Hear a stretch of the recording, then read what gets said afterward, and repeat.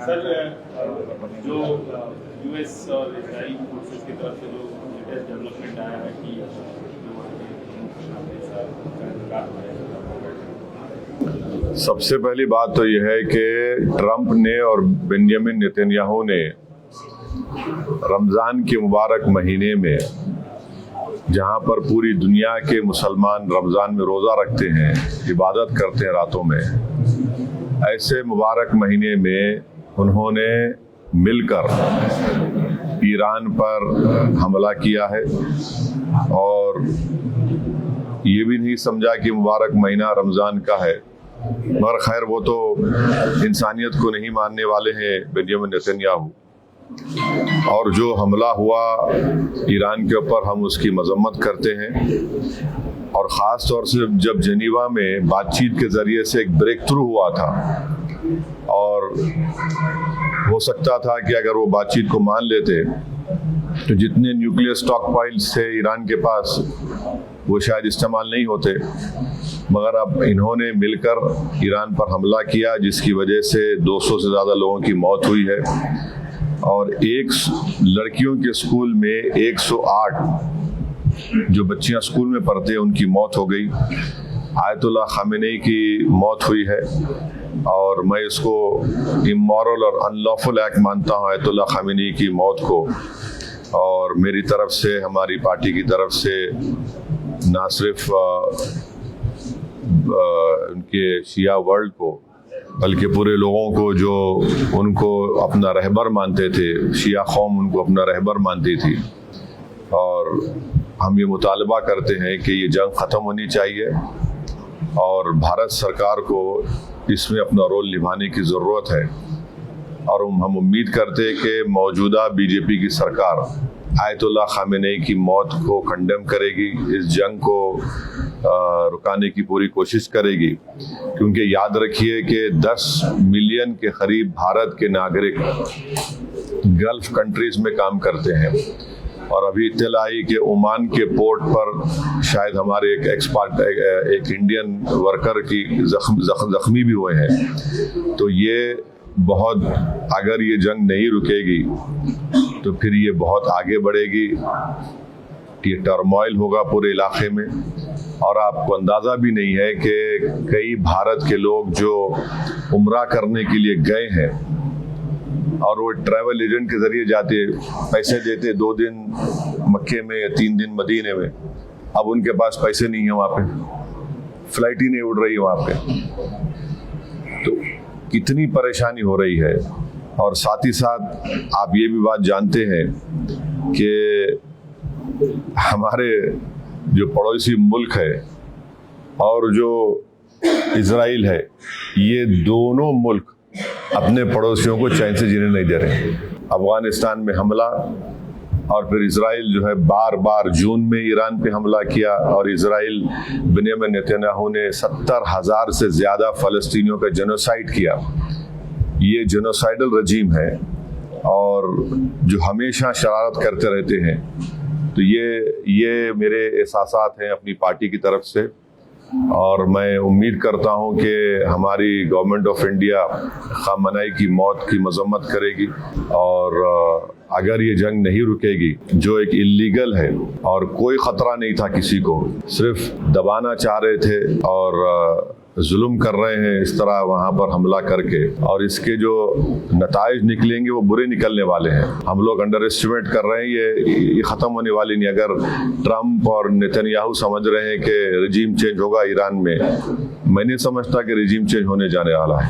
Sir, पूरे वैश्विक पटल पे पहले ये जो टैरिफ का वो आया, उसके बाद वेनेजुएला की जो घटना, ये घटना, इसको आप कैसे देखते हैं? क्योंकि अमेरिका लीड करता रहा है। नहीं, देखिए, जितना इंटरनेशनल रूल बेस्ड ऑर्डर था वेनेजुएला पे हमले के बाद वो ख़त्म हो गया। अब और उसको आप ख़त्म कर दिए जब आप इजराइल के साथ मिलकर ईरान पर हमला किए। जेनीवा में ब्रेक थ्रू हो गया था बातचीत का। ओबामा जब प्रेसिडेंट थे तो उन्होंने ईरान से JCPOA एक एग्रीमेंट किया कि सिर्फ 3% न्यूक्लियर फ्यूल बनाएंगे। ट्रम्प प्रेसिडेंट बने उन्होंने उसको उस ट्रीटी को ही ख़त्म कर दिया, तो ईरान 60% पे चला गया। 90% होना चाहिए आपको न्यूक्लियर बॉम्ब बनाने के लिए। अब कौन जिम्मेदार है उसका बोलिए।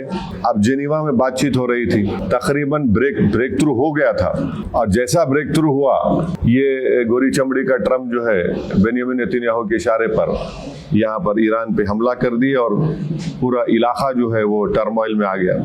आप बताइए, दुबई का एयरपोर्ट में लोग फंसे हुए हैं, फ्लाइट्स कैंसिल हो रहे हैं, एक अफरा तफरी का माहौल बन चुका है पूरा, और ऑयल प्राइसेस बढ़ जाएंगे और उसका असर भारत पे ही पड़ने वाला है। हम तो 80%, 25% तो ऑयल तो इंपोर्ट करते हैं हम। अगर $1 $2 बढ़ गया तो कितना बड़ा हम पे बोझ पड़ जाएगा। तो ये चीज़ें हैं, और सिर्फ एक स्टेटमेंट देने से भारत सरकार, मोदी सरकार अपनी जिम्मेदारी को नहीं निभा रही है। उनको ये पूरी कोशिश करना चाहिए। याद रखिए, अगर ये आग फैल गई जंग की, जाहिर है तमाम ममालिक में हमले हो रहे हैं, तो फिर इसका नुकसान भारत के ही उन करीब 1 करोड़ जो लोग मेहनत करते हैं वहाँ पर और अपने गाढ़े खून की कमाई से भारत को फॉरेन एक्सचेंज भी जाते हैं, उनका मुस्तकबिल क्या होगा फिर। सर, ये इस पूरे प्रकरण में अपने पड़ोसी मुल्क पाकिस्तान को किस तरह से देख रहे हैं? मैं तो बोला ना, मैं तो आपको बोल दिया ना, पाकिस्तान भारत का नेबर है। इजराइल के तरफ में जितने नेबरिंग कंट्रीज, चाहे लेबनान हो, सीरिया हो, ख़तर हो, उन तमाम ये दोनों कंट्रीज जो है अपनी शरारत और अपने ईवल जहनियत से अपने पड़ोस में सुकून से रहने देते किसी को। और पाकिस्तान अफगानिस्तान पे हमला कर दिया, और इजराइल जो है वही कर रहा है। 19वीं सेंचुरी के आगाज में 2 ही कंट्रीज मजहब के नाम पे बनाए गए थे, और दोनों नाकाम फेल्ड स्टेट्स हैं। ये आपके सामने मिसालें देख रहे हैं आप। एक तो जेनोसाइड कर रहा है फलस्तीनियों का 75 साल से, और एक रेसिस्ट और डिस्क्रिमिनेटरी स्टेट अगर कहीं दुनिया में है तो इजराइल है। और ये पाकिस्तान कभी भी भारत को सुकून से रहने नहीं देगा, हमेशा टेररिज्म को प्रमोट करता है और प्रमोट करता रहेगा। Sir, do you believe Khamenei's death could create a wider conflict in West Asia? I mean, especially it is. See, if you hit Ayatollah Khamenei, who's the rahbar of the Iran, the marja of Iran also, and he's respected throughout the Islamic world, especially for the Shias. He's their marja, he's the rahbar. His word is the final word for the Shia community, and if you target him, of course, the Iranians will not keep quiet. How do you expect someone to come and attack you and to keep quiet?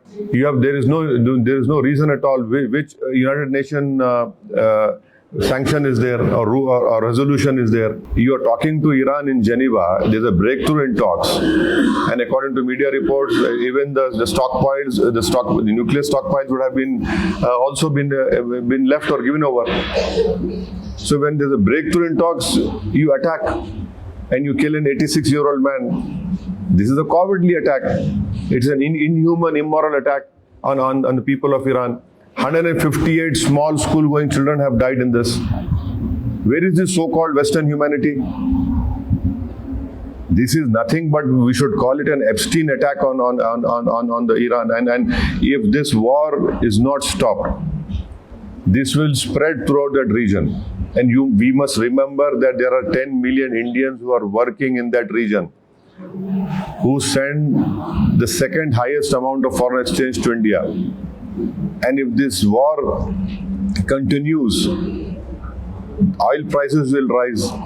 We as a country import more than 80% of oil from different countries.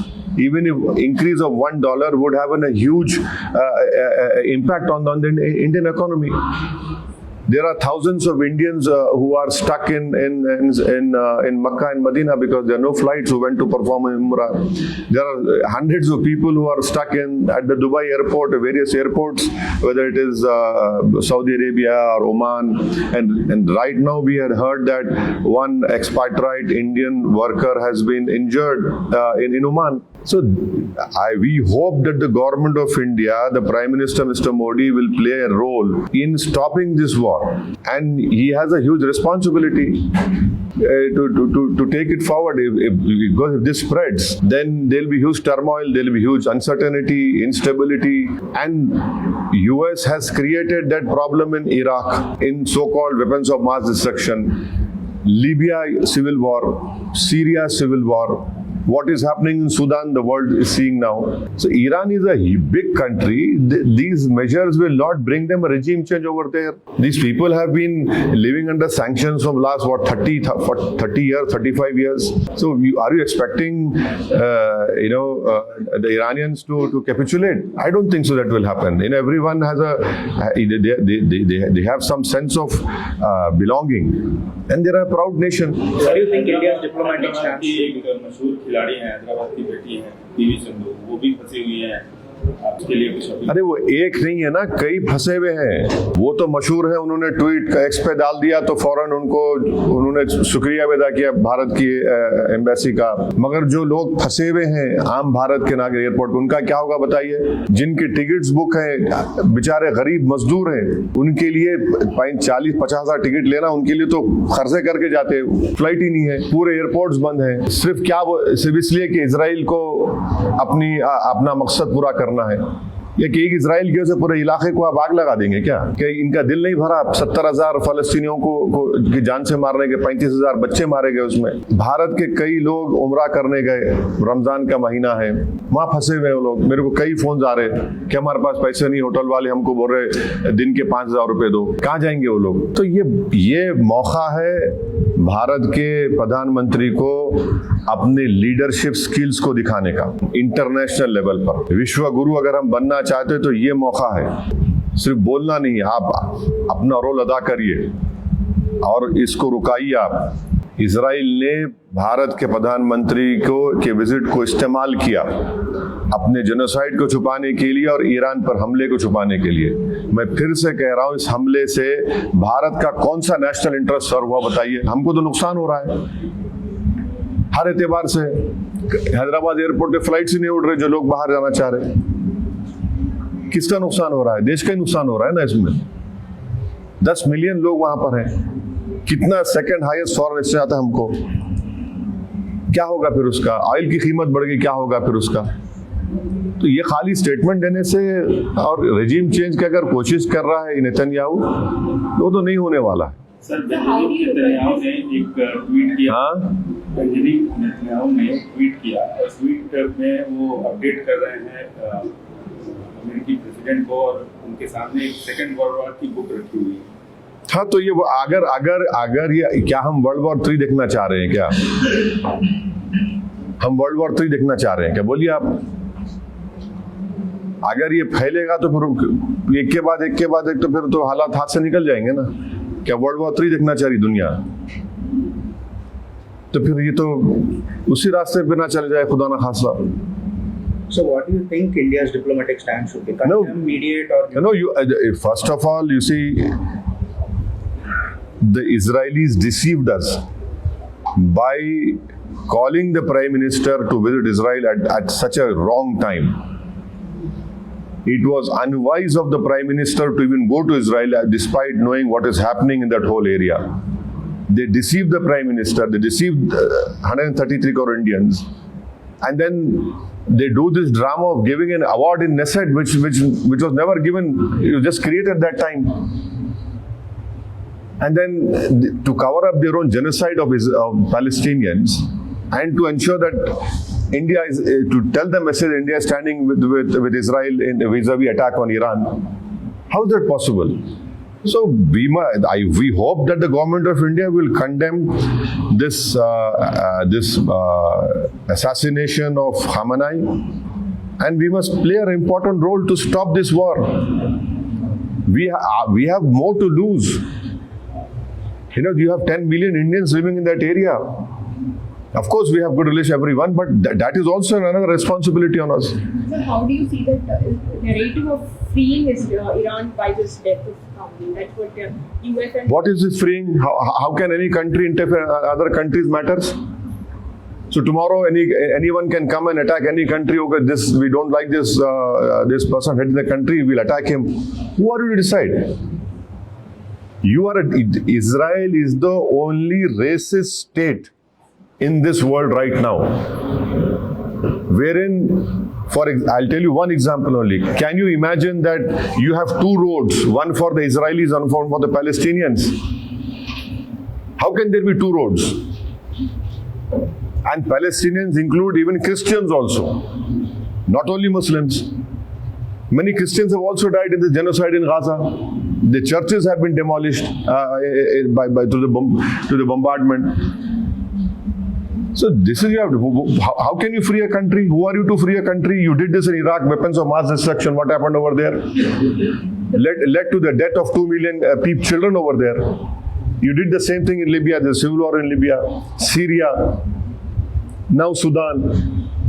Do you want civil war in every place? Is this what these powers want? Sir, आपने international हवाले से बात की. अगर हिंदुस्तान की बात कर लिया जाए, यहाँ पे एक मुस्लिम समाज रहता है, उसके नक्श को, उसकी चीज़ों को आप पहचानते हैं, उसके लीडर भी हैं उस कम्युनिटी से. क्या हमारे अंदर, भारत के अंदर क्या असर पड़ सकता है? किस तरह की फीलिंग आएगी? नहीं, सवाल देखिए मुसलमान, हिंदू, ईसाई का नहीं है. सवाल ये है कि हमारी 80 साल की फॉरेन पॉलिसी की जो लेगेसी है, अफसोस के साथ कहना पड़ रहा है कि नरेंद्र मोदी उसको कमजोर कर दिए. हम हमेशा न्यूट्रल थे इन मामलात में, और न्यूट्रल बिल्कुल थे, सबको मालूम था. आप इजराइल को विजिट करके और आपके विजिट के खत्म होने के बाद इख्तिलाफ फौरन हमला हो गया. तो ये सवाल ये देखिए, भारत की जो 80 साल की फॉरेन पॉलिसी लेगेसी थी, उसका क्या होगा? सवाल ये है कि 10 मिलियन जो भारत के लोग इन गल्फ कंट्रीज में काम कर रहे हैं, इजराइल में भी है, ईरान में भी है, उनका क्या होगा? क्या होगा उन लोगों का? अब फंसे हुए हैं लोग. डोमेस्टिक में हर इंसान जिसके दिल में सच्चाई को मानता है, जो इंसाफ पसंद है, वो मजम्मत करेगा इस अटैक की. आप होते कौन है? आप जेनीवा में बातचीत कर रहे हैं और ब्रेक थ्रू हो गया टॉक्स में, और आप हमला कर देते. इजराइल बोल रहा है बोल के. आप जीत कर आते इलेक्शन. ट्रम्प क्यों जीत कर इलेक्शन के कोई फॉरेन इंटरवेंशन नहीं होगा, वॉर्स नहीं होंगे, और आप कर दिए. जून में कर रहे या फिर कर रहे हैं आप. रेजिम चेंज कैसे होगा बताइए? आप होते कौन रेजिम चेंज करने वाले? यानी आप वेस्टर्न वर्ल्ड अगर बोलेगा कि नहीं ये खराब है तो खराब हो जाएगा क्या? आप कौन होते भाई? आप बोलेंगे ये काला है, ये गोरा है, ये पीला है, तो हम कबूल कर लेंगे क्या? तो फिर इसका तो मतलब फिर जो ये लोग कुछ भी करेंगे, कहीं पर भी कुछ भी करेंगे, और किए हैं, नुकसान उठाए सब लोग. यकीनन आयतुल्लाह खामेनेई के इस मौत से सबको सदमा भी है, और मैं इसको इमोरल और अनलॉफुल मानता हूँ. और ख़ास तौर से जो शिया लोग हैं, उनके लिए रहबर है, उनके वो मरजा हैं, उनके लिए तो बड़ी तकलीफ दे बात है. हमारे लिए भी उनके लिए ज़्यादा तकलीफ दे बात है. ये कहना चाहते हैं कि हिंदुस्तानी अवाम में इस चीज़ को लेकर गुस्सा है. देखिए, जो इंसाफ पसंद होगा, जो भारत की 80 साल की फॉरेन पॉलिसी को फख्र से देखता है कि हम इन मामलात में न्यूट्रल थे, तो यकीनन उनको तकलीफ होगी. अच्छा, वो भी छोड़िए, अगर वो भी नहीं है तो आप वो बताइए, 10 मिलियन जो भारत के लोग काम कर रहे हैं वहां पर, कितना फॉरेन एक्सचेंज भिजाते भारत को? ऑयल हमारा कहाँ से आता बताइए? $1 अगर ठीक है रिजर्व होंगे, $1 अगर बढ़ेगा तो कितना बोझ पड़ेगा? देखिए, इन चीजों को देखना चाहिए भारत सरकार को. Sir, at the core of this issue, there was this US demand of stopping nuclear enrichment, ballistic missile. My dear, you are not. My dear, you should read that there was a breakthrough in Geneva. The nuclear stockpiles, even the Iranians agreed to it. When Obama was the president, JCPO was signed, wherein it was told only 3% of the nuclear fuel or whatever it is would be used by the Iranians. They agreed to it. Trump removed that treaty. Iran went to 60%. there was a breakthrough in talks in Geneva, but you had to attack in the holy month of Ramadan. That is also very unfortunate that it has happened. It has to happen in a month of Ramadan when all the Muslims are fasting.